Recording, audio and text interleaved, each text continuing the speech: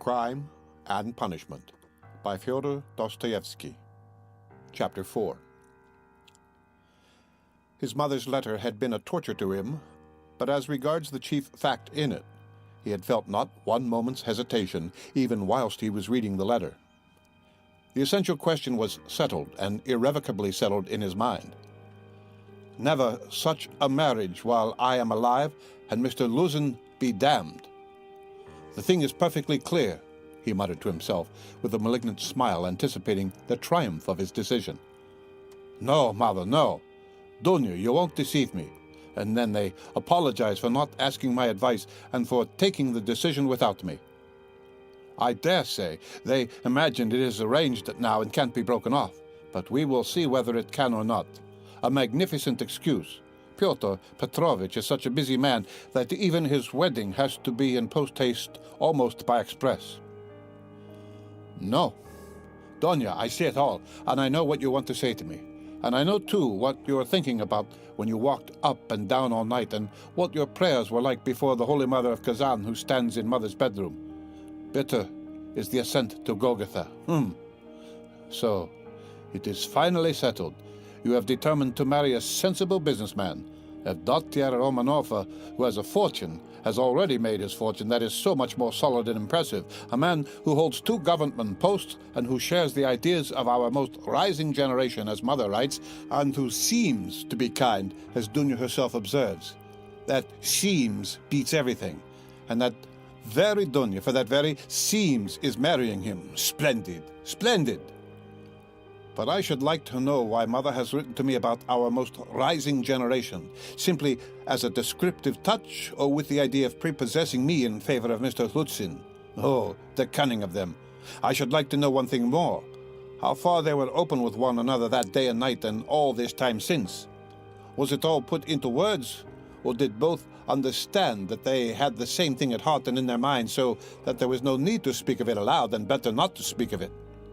Most likely, it was partly like that. From Mother's letter, it's evident. He struck her as rude a little, and Mother, in her simplicity, took her observations to Dunya. And she was sure to be vexed, and answered her angrily. I should think so. Who would not be angered when it was quite clear, without any naive questions, and when it was understood that it was useless to discuss it? And why does she write to me? Love Dunya, Rodya. And she loves you more than herself. Has she a secret conscience prick at sacrificing her daughter to her son?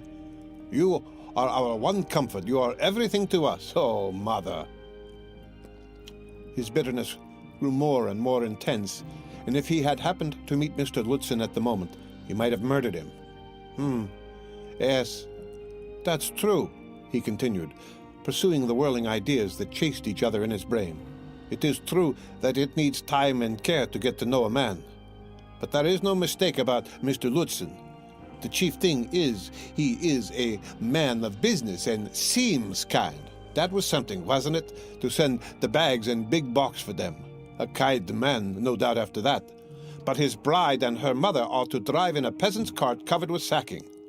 I know, I have been driven in it. No matter. It is only 90 versts. And then they can travel very comfortably 3rd class for 1,000 versts. Quite right, too. One must cut one's coat according to one's cloth. But what about you, Mr. Luzin? She is your bride, and you must be aware that her mother has to raise money on her pension for the journey. To be sure, it's a matter of business, a partnership for mutual benefit with equal shares and expenses, food and drink provided, but pay for your tobacco. The businessman has got the better of them, too. The luggage will cost less than their fares and very likely go for nothing. How is it that they don't both see all that, or is it that they don't want to see, and they are pleased? And to think that this is only the first blossoming and that the real fruits are to come. But what really matters is not the stinginess, is not the meanness, but the tone of the whole thing. For that will be the tone after marriage. It's a foretaste of it. And Mother, too, why should she be so lavish? What will she have to say by the time she gets to Petersburg? 3 silver rubles or 2 paper ones, as she says? That old woman. Oh.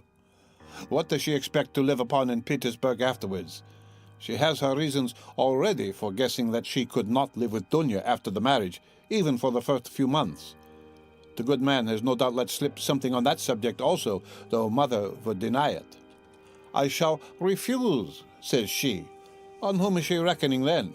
Is she counting on what is left of her 120 rubles of pension when Afanassy Ivanovich's debt is paid? She knits woolen shawls and embroiders cuffs, ruining her old eyes. And all her shawls don't add more than 20 rubles a year to her 120. I know that. So she is building all her hopes all the time on Mr. Lutzen's generosity. He will offer it of himself. He will press it on me. You may wait a long time for that. That's how it always is with these Schilleresque noble hearts. Till the last moment, every goose is a swan with them. Till the last moment, they hope for the best and will see nothing wrong. And although they have an inkling of the other side of the picture, yet they won't face the truth till they are forced to. The very thought of it makes them shiver. They thrust the truth away with both hands, until the man they deck out in false colors puts a fool's cap on them with his own hands. I should like to know whether Mr. Lutzen has any orders of merit. I bet he has the honor in his buttonhole, and that he puts it on when he goes to dine with contractors or merchants. He will be sure to have it for his wedding, too. Enough of him, confound him. Well, Mother, I don't wonder at, but it's like her, God bless her. But how could Dunya, darling, as though I did not know you. You were nearly 20 when I saw you last. I understood you then. Mother writes that Dunya can put up with a great deal. I know that very well. I knew that 2 years and a half ago, and for the last 2.5 years I have been thinking about it, thinking of just that. Dunya can put up with a great deal. If she could put up with Mr. Svidrigailov and all the rest of it, she certainly can put up with a great deal. And now Mother and she have taken it into their heads that she can put up with Mr. Lutzen, who propounds the theory of the superiority of wives raised from destitution and owing everything to their husband's bounty, who propounds it too almost at the first interview. Granted that he let it slip, though he is a sensible man, yet maybe it was not a slip at all, but he meant to make himself clear as soon as possible. But Dunya, she understands the man, of course, but she will have to live with the man. Why, she'd live on black bread and water. She would not sell her soul. She would not barter her moral freedom for comfort. She would not barter it for all Schleswig-Holstein, much less Mr. Lutzen's money. No, Dunya was not that sort when I knew her, and she is still the same, of course. Yes, there's no denying the Svidrigailovs are a bitter pill. It's a bitter thing to spend one's life for a governess in the provinces for 200 rubles. But I know she would rather be a nigger on a plantation or a let with a German master than degrade her soul and her moral dignity by binding herself forever to a man whom she does not respect and with whom she has nothing in common for her own advantage. And if Mr. Lutzen had been of unalloyed gold or one huge diamond, she would never have consented to become his legal concubine. Why is she consenting then? What's the point of it? What's the answer? It's clear enough. For herself, for her comfort, to save her life, she would not sell herself. But for someone else she is doing it. For one she loves, for one she adores, she will sell herself. That's what it all amounts to. For her brother, for her mother, she will sell herself. She will sell everything. In such cases, we overcome our moral feeling if necessary. Freedom, peace, conscience, even all are brought into the market. Let my life go, if only my dear ones may be happy. More than that, we become casuists. We learn to be Jesuitical, and for a time maybe we can soothe ourselves, we can persuade ourselves that it is one's duty for a good object. That's just like us. It's as clear as daylight. It's clear that Rodion Romanovich Raskolnikov is the central figure in the business and no one else. Oh yes, she can ensure his happiness, keep him in the university, make him a partner in the office, make his whole future secure. Perhaps he may even be a rich man later on, prosperous, respected, and may even end his life a famous man. But my mother, it's all Rodya, precious Rodya, her firstborn. For such a son, who would not sacrifice such a daughter? Oh, loving over partial hearts. Why, for his sake, we would not shrink even from Sonia's fate. Sonia, Marmeladov, the eternal victim so long as the world lasts. Have you taken the measure of your sacrifice, both of you? Is it right? Can you bear it? Is it any use? Is there sense in it? And let me tell you, Dunya, Sonia's life is no worse than life with Mr. Lutzen. There can be no question of love, Mother writes. And what if there can be no respect either, if on the contrary there is aversion, contempt, repulsion? What then? So, you will have to keep up your appearance too, is that not so? Do you understand what that smartness means? Do you understand that the Lutzen smartness is just the same thing as Sonia's, and maybe worse, viler, baser, because in your case, Dunya, it's a bargain for luxuries after all, but with Sonia, it's simply a question of starvation. It has to be paid for. It has to be paid for, Dunya, this smartness. And what if it's more than you can bear afterwards if you regret it, huh? The bitterness, the misery, the curses, the tears hidden from all the world, for you are not a Marfa Petrovna. And how will your mother feel then? Even now she is uneasy, she is worried, and then she sees it all clearly, and I... Yes, indeed. What have you taken me for? I won't have your sacrifice, Dunya. I won't have it, Mother. It shall not be so long as I am alive. It shall not. It shall not. I won't accept it. He suddenly paused in his reflection and stood still. It shall not be. But what are you going to do to prevent it? You'll forbid it? And what right have you? What can you promise them on your side to give you such a right? Your whole life, your whole future, you will devote to them when you have finished your studies and obtained a post? Yes, we have heard all that before, and that's all words. But now something must be done. Now do you understand that?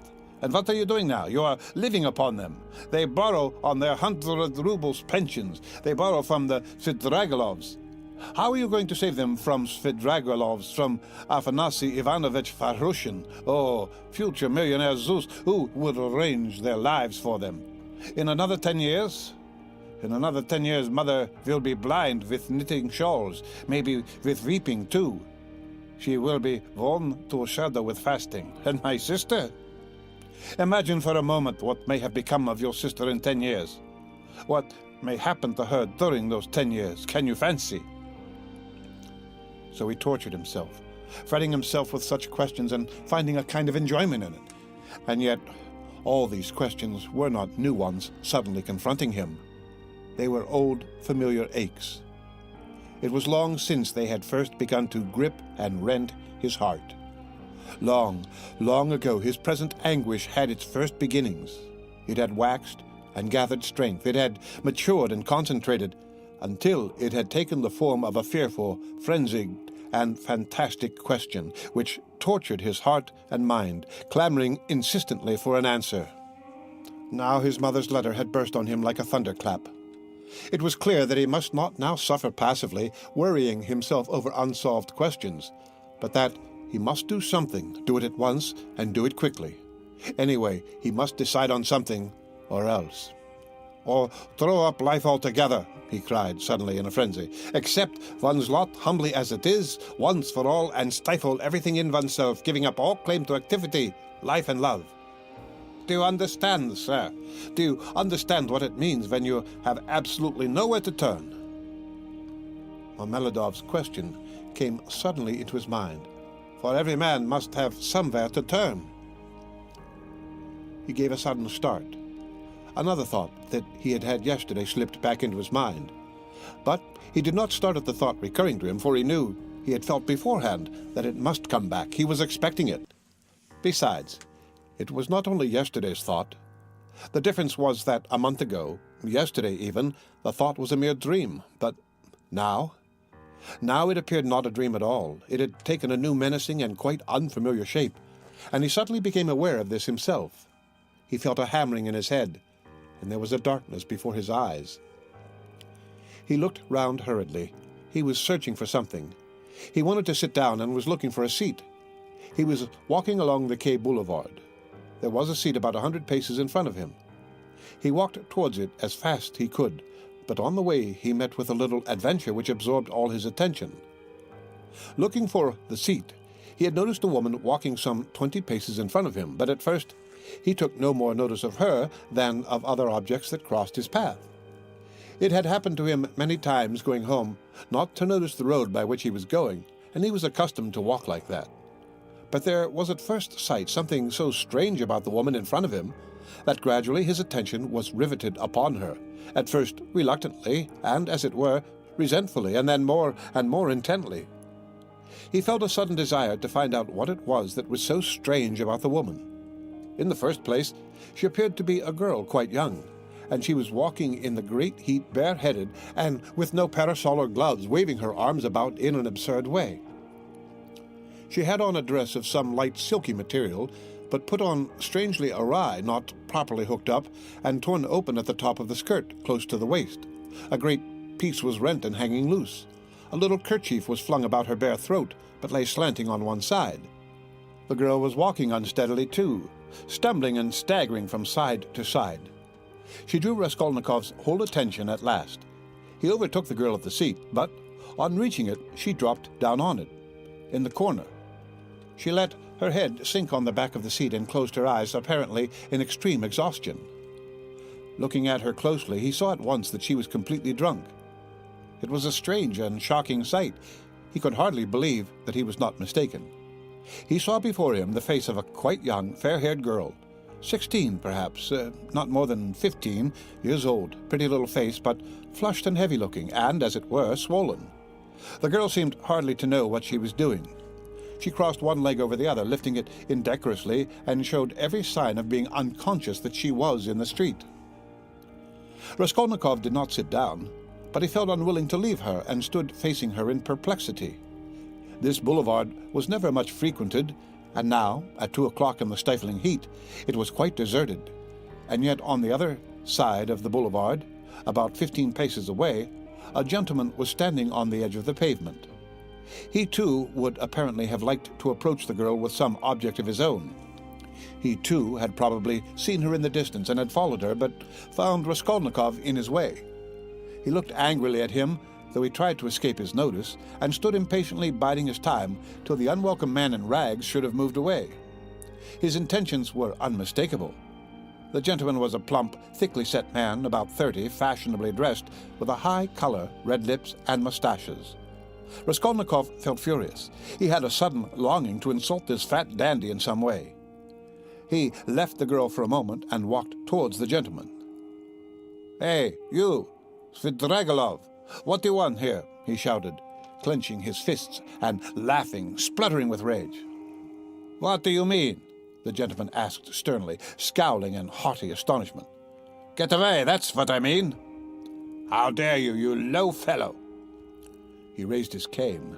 Raskolnikov rushed at him with his fists, without reflecting that the stout gentleman was a match for two men like himself. But at that instant, someone seized him from behind, and a police constable stood between them. "That's enough, gentlemen. No fighting, please, in a public place. What do you want? Who are you?" he asked Raskolnikov sternly, noticing his rags. Raskolnikov looked at him intently. He had a straightforward, sensible, soldierly face, with grey moustaches and whiskers. "You are just the man I want," Raskolnikov cried, catching at his arm. "I am a student, Raskolnikov. You may as well know that too," he added, addressing the gentleman. "Come along, I have something to show you." And taking the policeman by the hand, he drew him towards the seat. "Look here, hopelessly drunk, and she has just come down the boulevard. There is no telling who and what she is. She does not look like a professional. It's more likely she has been given drink and deceived somewhere for the first time, you understand? And they've put her out into the street like that. Look at the way her dress is torn and the way it has been put on. She has been dressed by somebody. She has not dressed herself, and dressed by unpracticed hands. By a man's hands, that's evident. And now look here.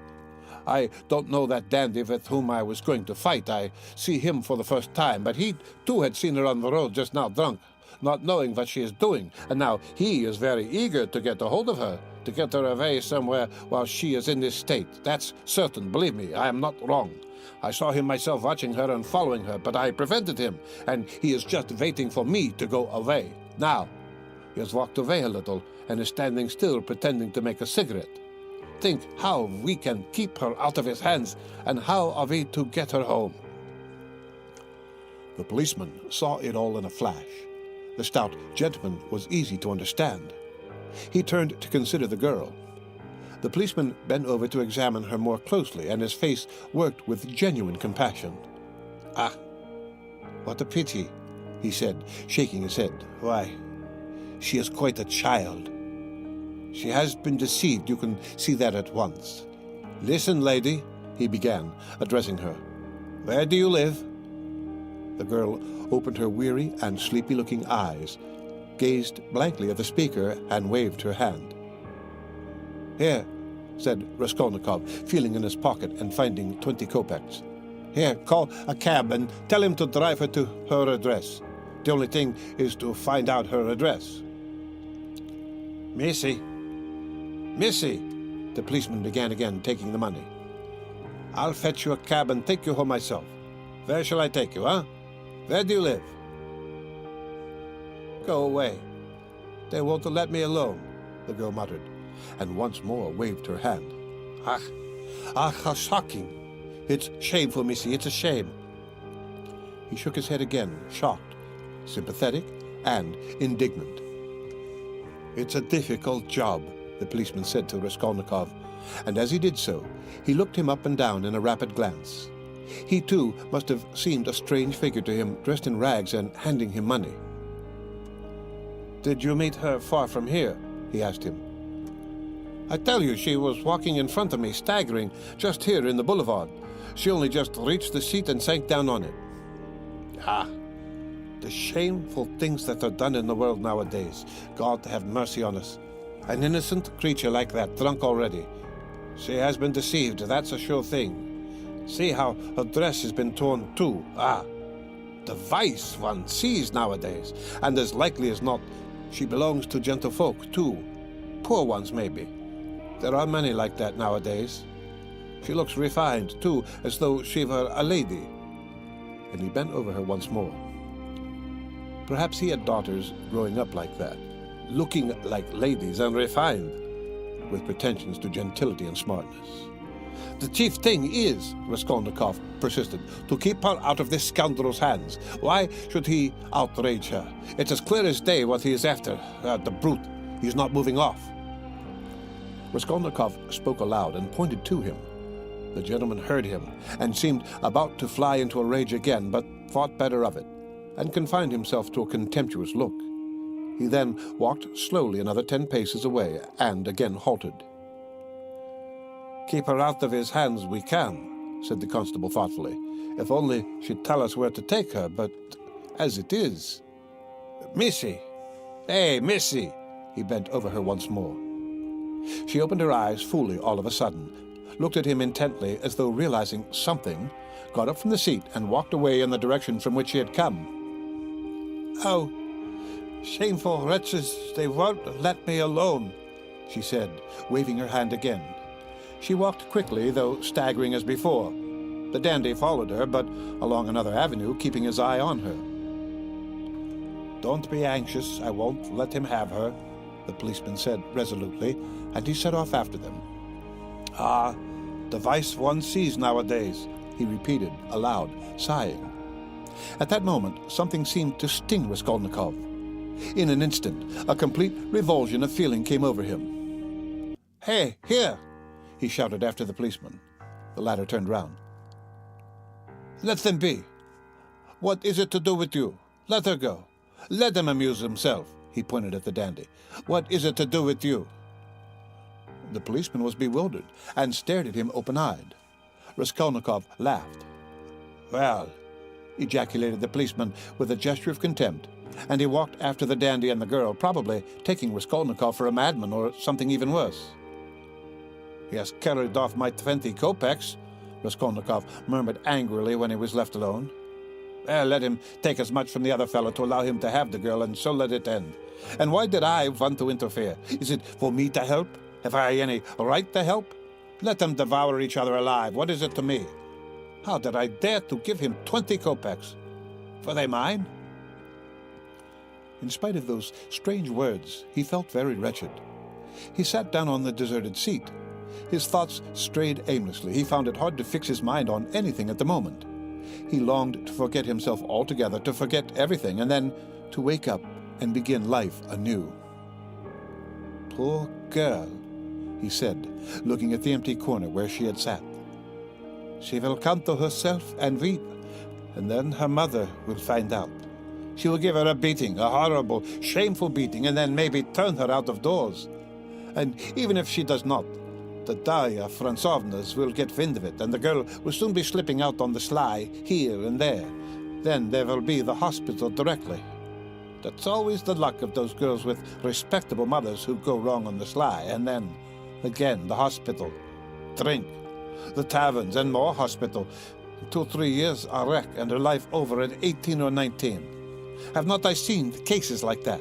And how have they been brought to it? Why, they've all come to it like that. But what does it matter? That's as it should be, they tell us. A certain percentage, they tell us, must every year go that way to the devil. I suppose so that the rest may remain chaste and not be interfered with. A percentage. What splendid words they have. They are so scientific, so consolatory. Once you've said percentage, there's nothing more to worry about. If we had any other word, maybe we might feel more uneasy. But what if Dunya were one of the percentage? Of another one, if not that one? But where am I going? He thought suddenly. Strange. I came out for something. As soon as I had read the letter, I came out. I was going to Vasilyevsky Ostrov to Razumihin. That's what it was. Now I remember. What for, though? And what put the idea of going to Razumihin into my head just now? That's curious. He wondered at himself. Razumihin was one of his old comrades at the university. It was remarkable that Raskolnikov had hardly any friends at the university. He kept aloof from everyone, went to see no one, and did not welcome anyone who came to see him, and indeed everyone soon gave him up. He took no part in the students' gatherings, amusements, or conversations. He worked with great intensity without sparing himself, and he was respected for this. But no one liked him. He was very poor, and there was a sort of haughty pride and reserve about him, as though he were keeping something to himself. He seemed to some of his comrades to look down upon them all as children, as though he were superior in development, knowledge, and convictions, as though their beliefs and interests were beneath him. With Razumihin he had got on, or at least he was more unreserved and communicative with him. Indeed, it was impossible to be on any other terms with Razumihin. He was an exceptionally good-humored and candid youth, good-natured to the point of simplicity, though both depth and dignity lay concealed under that simplicity. The better of his comrades understood this, and all were fond of him. He was extremely intelligent, though he was certainly rather a simpleton at times. He was of striking appearance, tall, thin, black-haired, and always badly shaved. He was sometimes uproarious and was reputed to be of great physical strength. One night, when out in a festive company, he had with one blow laid a gigantic policeman on his back. There was no limit to his drinking powers, but he could abstain from drink altogether. He sometimes went too far in his pranks, but he could do without pranks altogether. Another thing striking about Razumihin, no failure distressed him, and it seemed as though no unfavorable circumstances could crush him. He could lodge anywhere and bear the extremes of cold and hunger. He was very poor, and kept himself entirely on what he could earn by work of one sort or another. He knew of no end of resources by which to earn money. He spent one whole winter without lighting his stove, and used to declare that he liked it better because one slept more soundly in the cold. For the present, he, too, had been obliged to give up the university, but it was only for a time, and he was working with all his might to save enough to return to his studies again. Raskolnikov had not been to see him for the last 4 months, and Razumihin did not even know his address. About 2 months before, they had met in the street, but Raskolnikov had turned away and even crossed to the other side that he might not be observed. And though Razumihin noticed him, he passed him by, as he did not want to annoy him. The end of Chapter 4 of Crime and Punishment by Fyodor Dostoyevsky.